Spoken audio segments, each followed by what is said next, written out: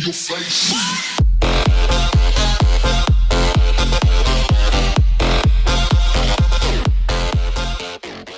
Hey guys, Joe here and welcome back to another video. So if you watch my loot from 250 QBD kills video, you'll know I promise you guys a guide on how to do the QBD because, well, the money was insane.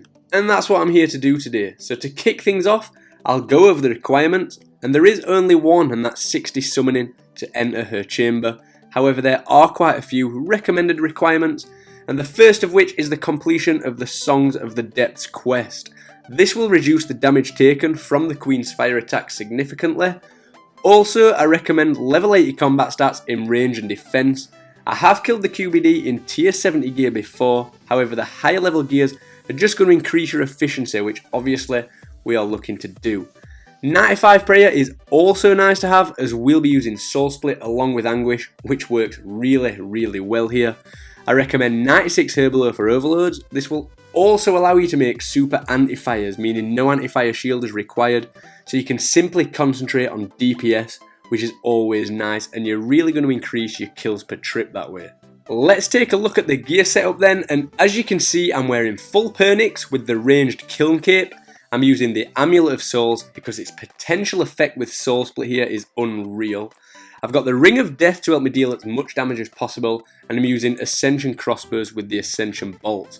Now these bolts can and should be substituted out for Dragonbane bolts, however I'm a quest noob and haven't done the Ritual of Majorat, and to prove that I probably just pronounced that completely wrong. In my inventory I bring 1 Overload Flask, 2 Super Anti-Fire Potions with 5 Super Restore Flasks. The remainder of the inventory along with the pack yak is filled with sharks, and I bring a spare pouch in case my familiar expires.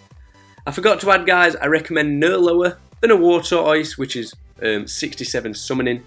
You could maybe get away with a Terrorbird, but that would be pushing it. Before I explain the kill then, in case you're not sure how to get here, you're going to want to teleport to the Port Sarim Lodestone. That's this one just here. Run slightly northwest till you reach a camp and jump into the cave. Run southwest until you see the shortcut in the wall.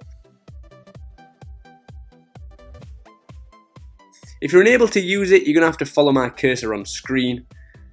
So yep, just do as I'm doing now. And when you arrive, passing this portal will begin the fight.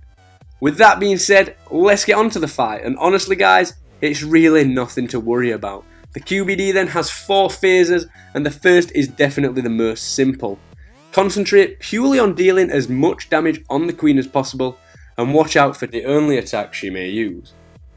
The first then is Dragon Breath, and you'll know it's on its way because you get a game message saying the Queen Black Dragon takes a huge breath. Now shortly after this, she will project a line of fire across the arena, and there are 2 ways in which you can avoid it.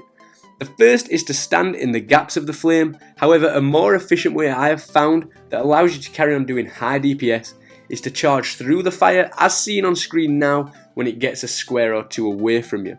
Like standing in the gaps, you are completely unaffected by the fire this way. Alternatively, you can choose to let the fire pass over you, and honestly, that wouldn't be the end of the world. In fact, I find myself doing this 70% of the time, and you'll be hit for 750 1 or 2 times. Make sure though your anti-fire protection doesn't drop, or this will deal some serious damage. So once you've dropped the QBD to 0 health in this phase, you're going to want to tag the artifact in the centre of the platform as seen now. The second phase will then begin, and it consists of the same attacks, only this time there will be Tortured Souls. Now in this phase, she will only summon 1, and to avoid it, simply wait till the text displayed above the soul's head is shown and run over the top of it as seen on screen now, and the tornado looking thing it fires towards you will hit the Tortured Soul instead of you, saving yourself from about 1.5k damage. Once you've dropped the QBD's health, run and tag the artifact to the west. Also, something to note, when you run out to the artifact, return to the semicircle shaped platform after tagging them as soon as possible, or you'll be constantly hit for 1.5k damage.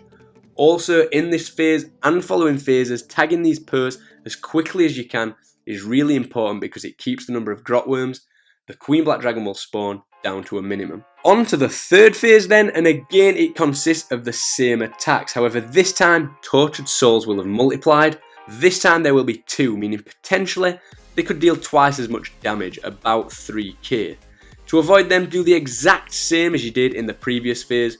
Simply run over one of them shortly after the text appears above them. If you don't kill these souls, they will go to the edge of the platform and shout, "Hurry," before the spell is complete. Now it's important that you kill them soon after you see this, because if they're able to cast this spell, your screen will freeze for a lengthy period of time.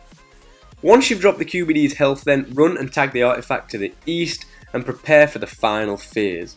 Again, it consists of the same attacks, however this time 4 tortured souls will spawn, meaning there's a chance of taking some decent damage.